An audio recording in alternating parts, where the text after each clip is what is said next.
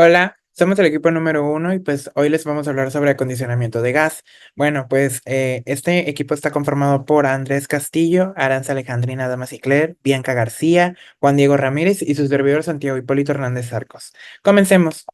Bueno, pues primeramente pues aquí tenemos la parte de contenido. Bueno, pues lo que vamos a abarcar en esta presentación, vamos a abarcar sobre una introducción, especificaciones para entrega de gas, rectificadores de gas, deshidratación de gas, endulzamiento de gas, instalaciones de compresión y por último, pues vamos a cerrar con una conclusión. Bueno, pues primeramente tenemos la introducción. El acondicionamiento de gas constituye una de las etapas más críticas dentro de la cadena de valor de la industria petrolera. Bueno, pues en este contexto el acondicionamiento de gas comprende un conjunto integrado de operaciones físicas y químicas destinadas a remover, reducir o controlar dicha impureza para asegurar que el gas final cumpla con los parámetros de calidad establecidas por normas nacionales e internacionales, tales como contenido máximo de agua, concentración permitida de CO2 y pues límite de hidrocarburos pesados, valores de punto de rocío, entre otras. Estos criterios no solo relacionan la eficiencia comercial del producto, sino también la seguridad operacional, dando que el gas fuera de especificaciones que pueda promover fallas en compresores, entre otras cosas. Y pues ahora vamos con el primer tema, que es especificaciones para entrega de gas. Bueno, pues primeramente las especificaciones para entrega de gas constituyen uno de los elementos más críticos dentro del acondicionamiento de gas, ya que permite determinar si el fluido está en condiciones de este mismo, de ser consumido industrialmente o comercialmente, o también hay de formas residenciales.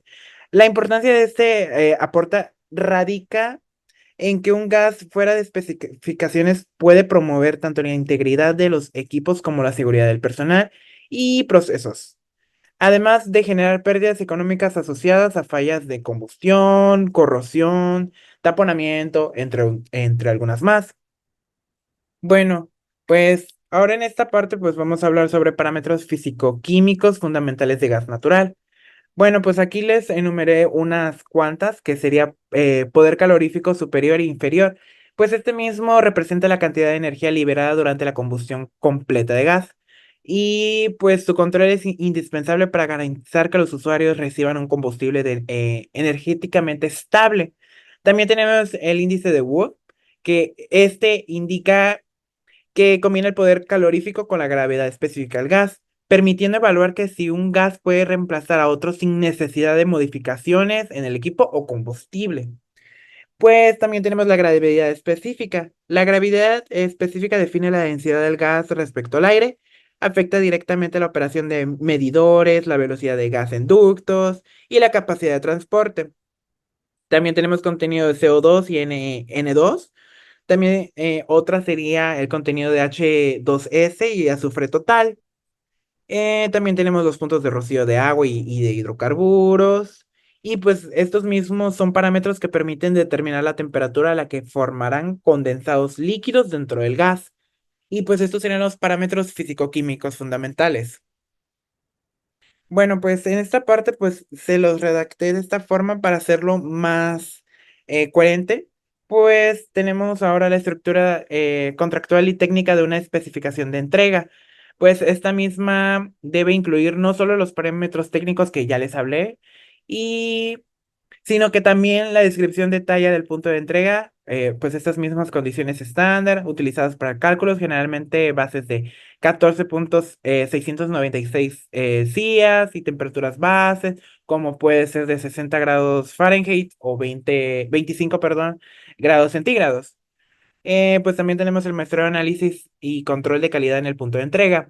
Pues es una actividad altamente técnica que debe realizarse con equipos adecuados, capaces de mantener la representativa de muestras, y los cromatógrafos en línea son el estándar actual para el análisis continuo, permitiendo detectar variaciones en composiciones en tiempos reales.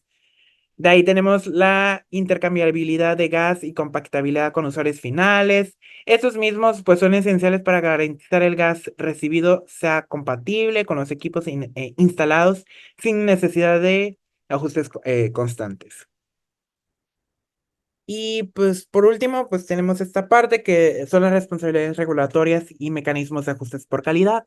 Pues esos mismos, pues aquí como se los aclaré, pues son regulados, existen monitores continuos y reportes oficiales y el gas entregado. También tenemos el manejo y respuesta operativa ante gas fuera de especificación. Pues si el gas excede los límites permitidos, se aplica estrategias como su mezcla con corrientes de mejor calidad, la reactivación de sistemas de deshidratación o endulzamiento, entre algunas más. También tenemos el impacto en seguridad e integración de la infraestructura, pues los ductos, válvulas, estaciones de regularización y equipos de medición están diseñados para operar dentro de rangos específicos de presión, composición y temperatura. Cualquier desviación de la calidad del gas puede incrementar el riesgo de fallas.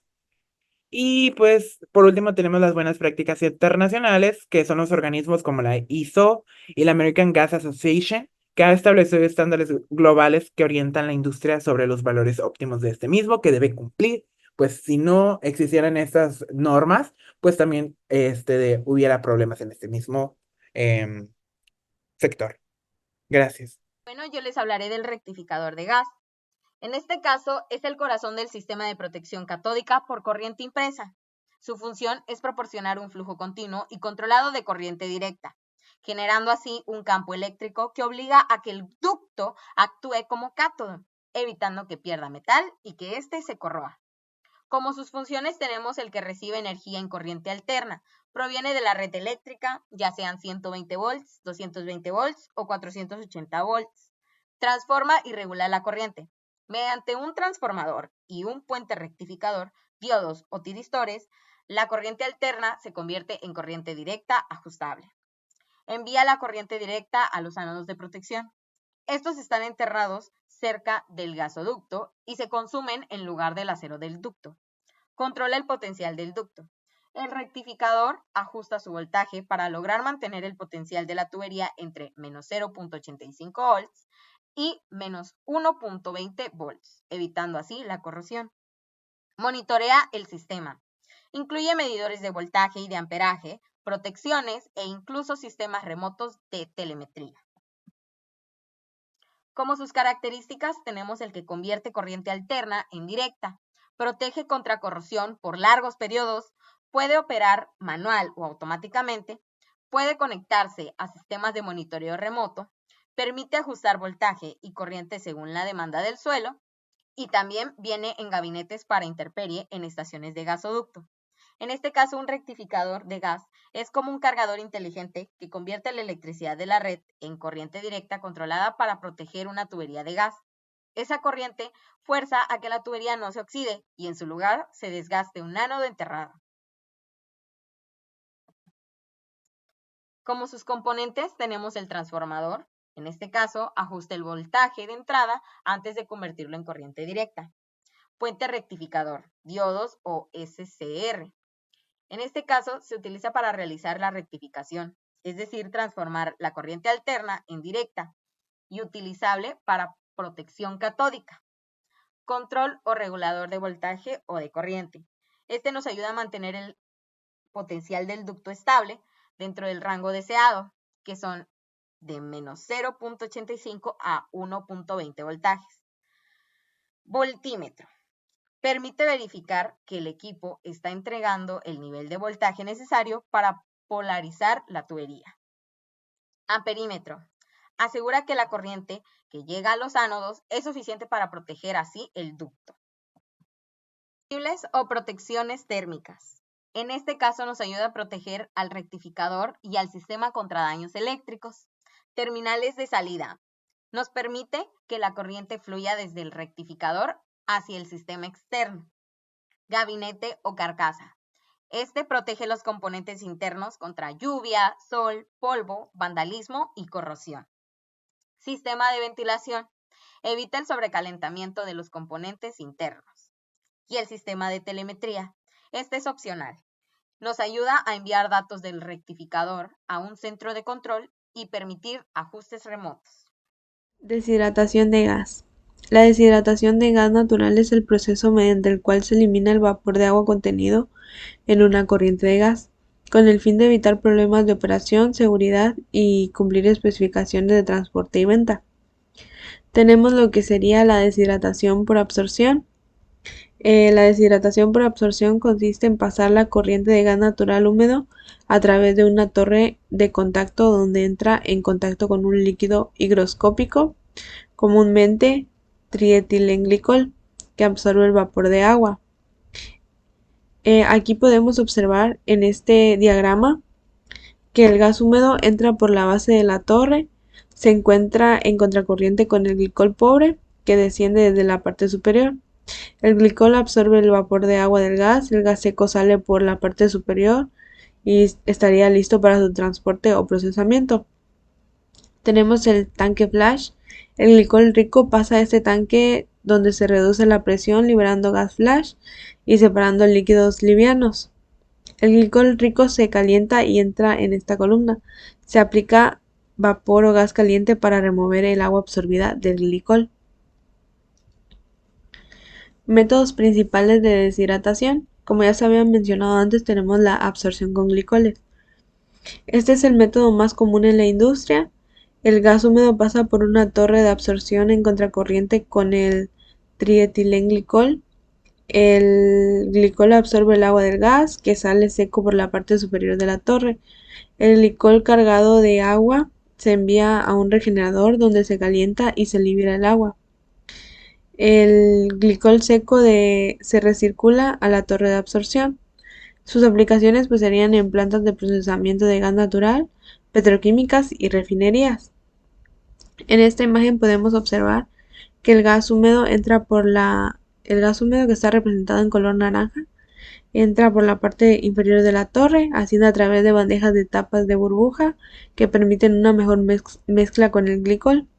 Durante el ascenso, el gas libera vapor de agua que es absorbido por el glicol.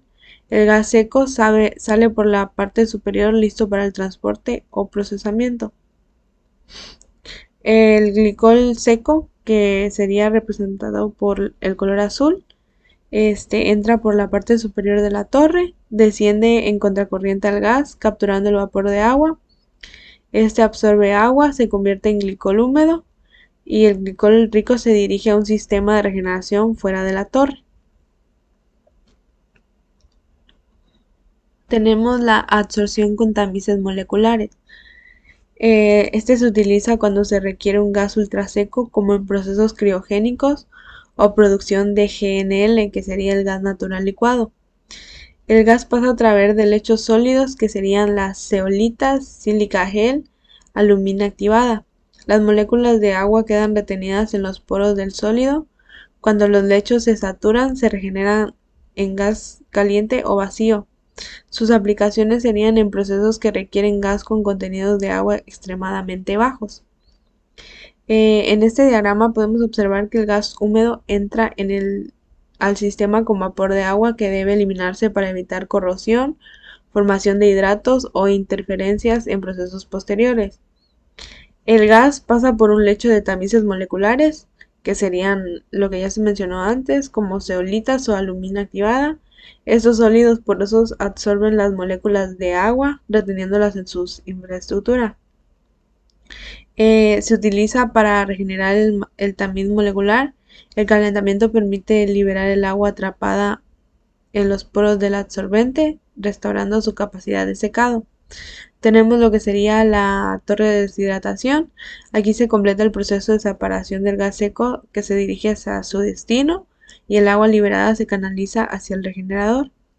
Y en el regenerador el agua extraída del tamiz molecular se condensa y se elimina.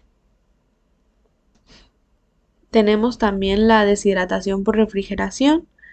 Se enfría el gas a muy bajas temperaturas para condensar el agua y separarla como líquido. Generalmente se combina con otros métodos, ya que por sí solo no alcanza niveles muy bajos de agua.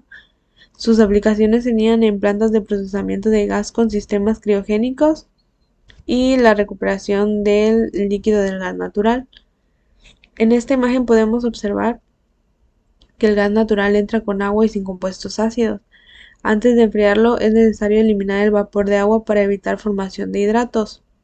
El gas se preenfría para facilitar la separación de agua y compuestos pesados. Esta etapa reduce la temperatura lo suficiente para que el agua comience a condensarse. En la deshidratación, aquí se realiza la remoción del agua condensada, ya sea por separación física o combinada con métodos como glicoles o tamices. Esta es crítica para evitar obstrucciones y daños en las siguientes etapas criogénicas. Y tenemos los parámetros a considerar, que al diseñar una unidad de deshidratación se deben considerar el caudal volumétrico, la presión y temperatura de la corriente de gas, la composición de los hidrocarburos, el contenido inicial y final deseado de agua, punto de rocío a la presión de operación, el tipo de método, los materiales, la regeneración y consumo energético, el manejo de contaminantes y seguridad. Tema tenemos el endulzamiento de gases. Como una breve introducción tenemos que pues el gas natural extraído puede contener el ácido sulfúrico y dióxido de carbono, los cuales estos se consideran contaminantes ácidos. El ácido sulfúrico, como sabemos, este es altamente tóxico y corrosivo, mientras que el dióxido de carbono disminuye el valor energético del gas y así favorece la formación de compuestos ácidos en presencia del agua. Entonces, el endulzamiento consiste en la remoción controlada de estos compuestos para así poder garantizar la seguridad operativa, proteger la infraestructura y cumplir con los requisitos de calidad y normatividad para su transporte y comercialización. También tenemos los principios y relevancia del proceso. El endulzamiento de gases se fundamenta en la absorción física o química de los gases ácidos, asimismo mediante solventes o medios absorbentes. Este mecanismo permite transferir selectivamente el ácido sulfúrico y el dióxido de carbono desde la fase gaseosa hacia un solvente que posteriormente puede regenerarse. Y como tal tenemos una relevancia que esto es pues prácticamente radica en que asegura la integridad de los equipos, así evita también la corrosión interna, reduce los riesgos para el personal y garantiza que el gas tratado cumpla con las especificaciones técnicas y ambientales establecidas por las regulaciones industriales. También tenemos los métodos de endulzamiento, que pues existen diversos métodos de endulzamiento que se seleccionan de acuerdo con las características específicas de la corriente de gas. En primer lugar tenemos los procesos con aminas, que estos son los más utilizados debido a su alta eficiencia, capacidad de regeneración y flexibilidad operativa. En pues se utilizan solventes como el MA, el DEA, el MDEA, y que esto permite remover el ácido sulfúrico y el dióxido de carbono mediante reacciones químicas reversibles. Como segundo lugar, tenemos los procesos físicos, que estos pues prácticamente emplean solventes como el Selexol o el Rectisol, que disuelven físicamente los gases ácidos, que son especialmente adecuados para corrientes a alta presión o con elevadas concentraciones de gases ácidos. Y por último, o como tercer lugar, tenemos los procesos híbridos, que estos procesos híbridos combinan tanto los procesos o los solventes químicos como los procesos físicos, con el objetivo de optimizar así la eficiencia y la selectividad, especialmente en aplicaciones donde se manejan altos volúmenes de dióxido de carbono y se requiere donde se requiera una purificación estricta. También tenemos métodos alternos. La primera consiste, como bien dice su nombre, en el uso de lechos sólidos, generalmente basados en óxidos metálicos que así reaccionan químicamente con el ácido sulfúrico para poder retenerlo en una forma de sulfuro metálico. Este método es adecuado para caudales reducidos o aplicaciones que requieren un gas extremadamente limpio. Y la segunda alternativa abarca los métodos no regenerativos, como las triacinas o los sistemas de hierro quelatado, que esto permiten que permiten, remover el ácido sulfúrico de manera efectiva en las instalaciones de pequeña escala o en campos remotos donde la instalación de una planta regenerativa no es económicamente viable. Como siguiente punto tenemos también el manejo de subproductos y selección del método. Esta es una etapa esencial del endulzamiento, ya que es la disposición del ácido sulfúrico separado, lo que la mayoría de las instalaciones dirige este gas hacia una unidad Claus, donde se transforma en azufre elemental, lo que permite así minimizar el impacto ambiental y convertir un contaminante en un subproducto comercial. También la selección del método de endulzamiento más adecuado depende de factores como la composición del gas, la presión y temperatura de operación, la pureza requerida del gas dulce, también los costos energéticos y las restricciones ambientales. Continuamos con la clasificación de los compresores. Los compresores pueden dividirse en 4 categorías: alternativos, rotativos, dinámicos o axiales. En el caso de los alternativos, tenemos que estos operan por desplazamiento positivo mediante pistones. Son eficientes a altas relaciones de compresión y adecuados para caudales bajos o medios. En segundo lugar tenemos los compresores rotativos. Utilizan 2 rotores helicoidales que tienen operación continua, baja vibración y buena eficiencia a caudales medios. En tercer lugar tenemos los dinámicos. Aumentan la presión por transferencia de energía cinética, son ideales para grandes caudales y menores relaciones de compresión por etapa.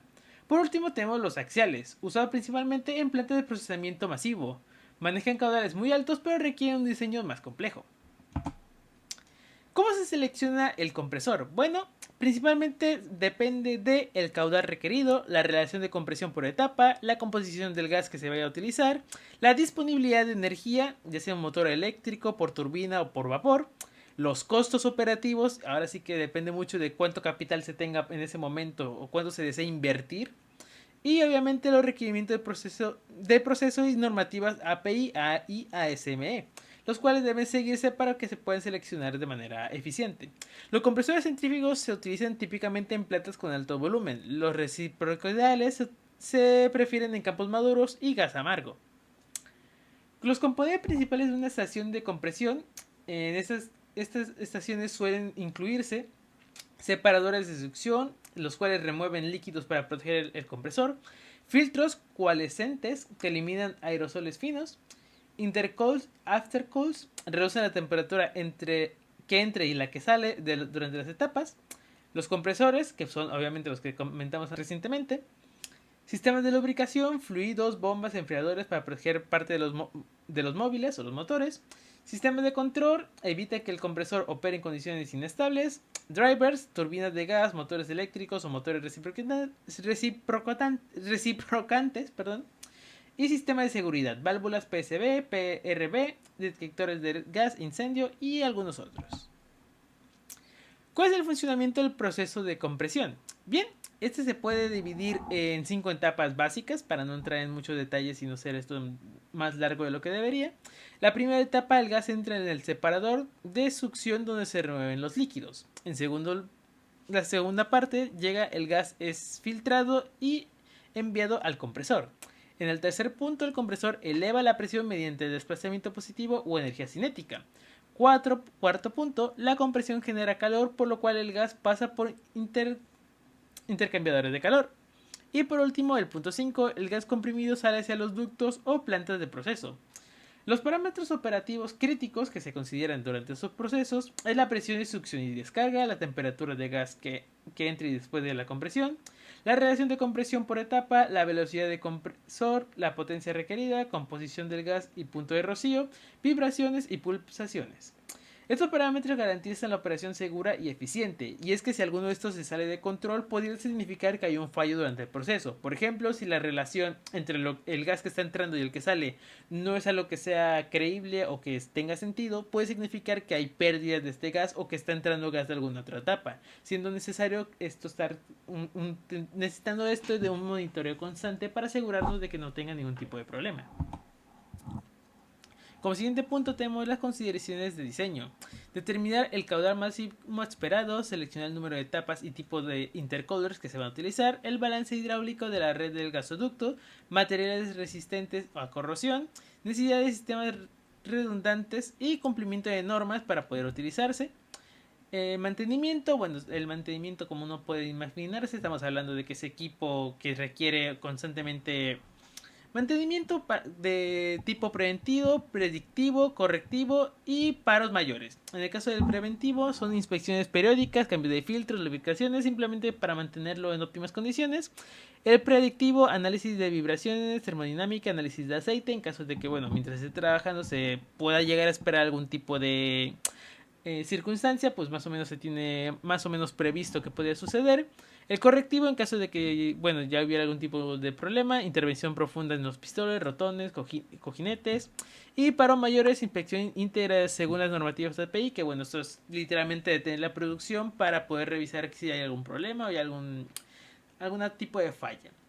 ¿Cuáles son las fallas más comunes? Hablando de ellas, bueno, la mayoría puede evitarse con monitoreos predictivos, vibraciones, temperaturas y el análisis de aceite, pero pues por mencionarlas tenemos el sobrecalentamiento por mala lubricación o enfriamiento insuficiente, fallo en sellos o empaques, como dije anteriormente podría darse la situación en donde estuviéramos perdiendo gas a la hora de que se estuviera trabajando, lo cual es importante tener siempre muy presente que todo tiene que estar bien sellado para evitar que esto pueda suceder, ya que el gas al expandirse muy fácilmente, pues si hay una pequeña abertura podría escaparse fácilmente o intentar escapar fácilmente por ahí. Contaminación por otros líquidos o sólidos en la succión, esto también puede generar problemas, aunque bueno, como hay ciertos filtros, es raro que pase, pero puede suceder, por eso tiene que tenerse a considerar. Y fallos a motores o turbinas, que bueno, esto también suele suceder, como todo equipo eléctrico puede verse afectado por algún tipo de falla mecánica o eléctrica, así que es importante siempre tener eso presente. Asegura que el gas natural cumpla con las especificaciones de calidad y seguridad necesarias para su transporte. Dentro del proceso, los rectificadores de gas protegen los gasoductos al convertir corriente alterna en directa para evitar la corrosión. Además, operaciones como la deshidratación y el endulzamiento eliminan agua H2S y CO2, evitando daños, hidratos y pérdidas de calidad. Finalmente, la compresión mantiene la presión adecuada para garantizar el flujo continuo a través de largas distancias. En conjunto, estos procesos permiten un suministro de gas seguro, confiable y de alto rendimiento.